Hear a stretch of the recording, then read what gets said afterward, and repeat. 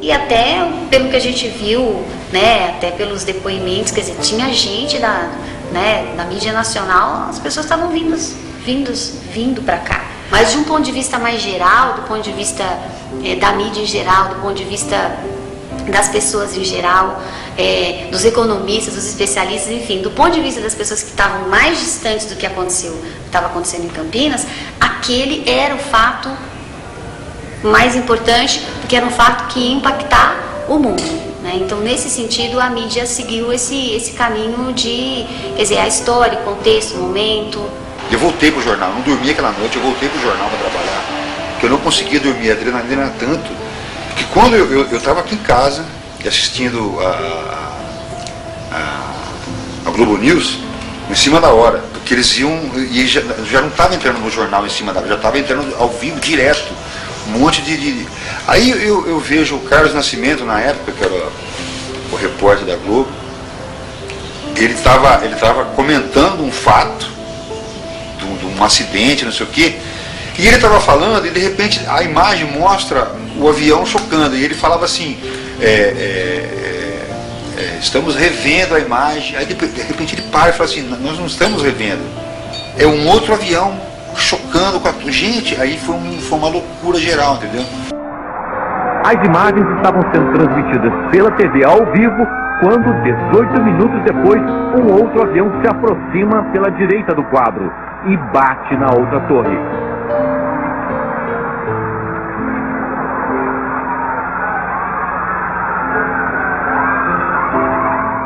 Acho que nesse primeiro momento foi essa questão do impacto da imagem, né? Do impacto da imagem e do impacto...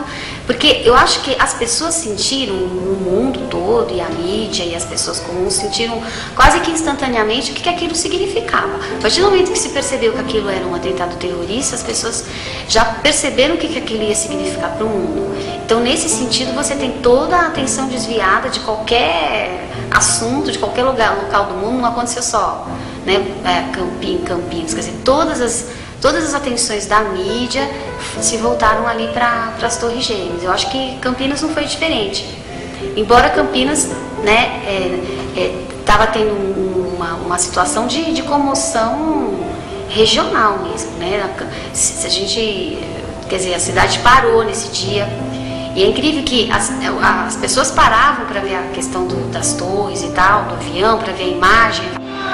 A gente estava preparado para fazer um jornal totalmente voltado para a morte do prefeito e do dia para a noite teve que mudar tudo.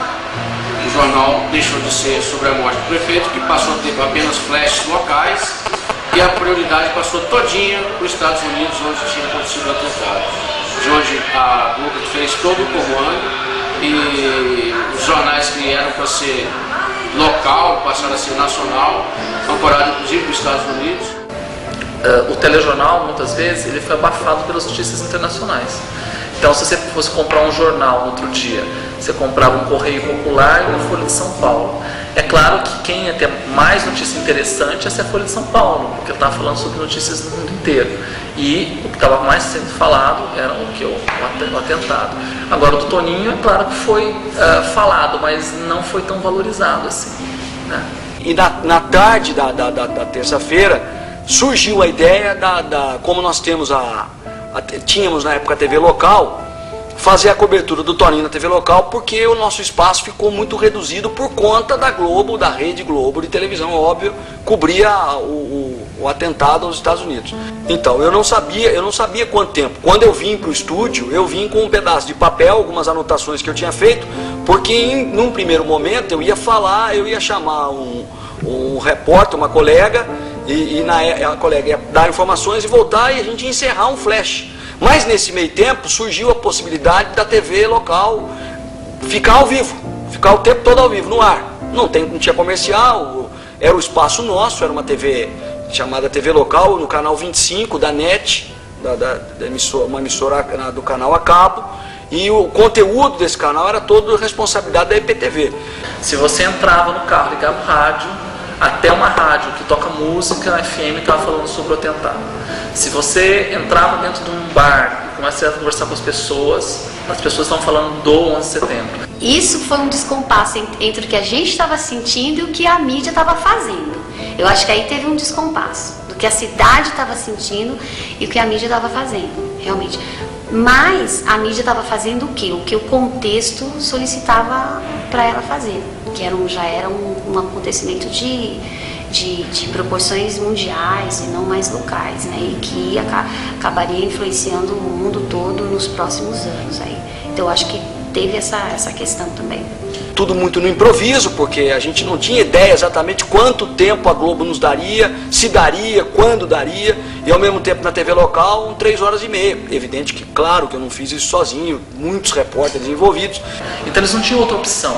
O editor-chefe disse, olha, você vai ter que ir lá e fazer a matéria sobre a morte do Toninho. Então eles tiveram que ficar trabalhando à noite, buscando informação para falar para quem? Para o campineiro que está aqui e quer saber o que acontece com o Toninho. Só que isso não quer dizer que essa pessoa que trabalhou cobrindo a morte do Toninho ficaria totalmente isenta de outras informações sobre o 11 de setembro.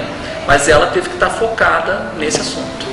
Por isso que eu estou falando que foi feito flashes sobre a morte do prefeito, só foi feito flashes, porque o atentado passou a ser a notícia mais importante. Eu acho que a imprensa local, a imprensa nacional, a primeira imprensa nacional toda estava aqui, até as primeiras horas da manhã, até por volta de meio-dia estava todo mundo aqui. A imprensa local permaneceu com o caso, mas sabendo da importância do que tinha acontecido nas Torres Gêmeas. E eu avalio o seguinte, era uma coisa que se falava no mundo, eram as Torres Gêmeas. O que se falava no Brasil, até aquele momento, era a história do prefeito, do Toninho. Parte da imprensa foi embora. O William Vac, da TV Globo, estava aqui.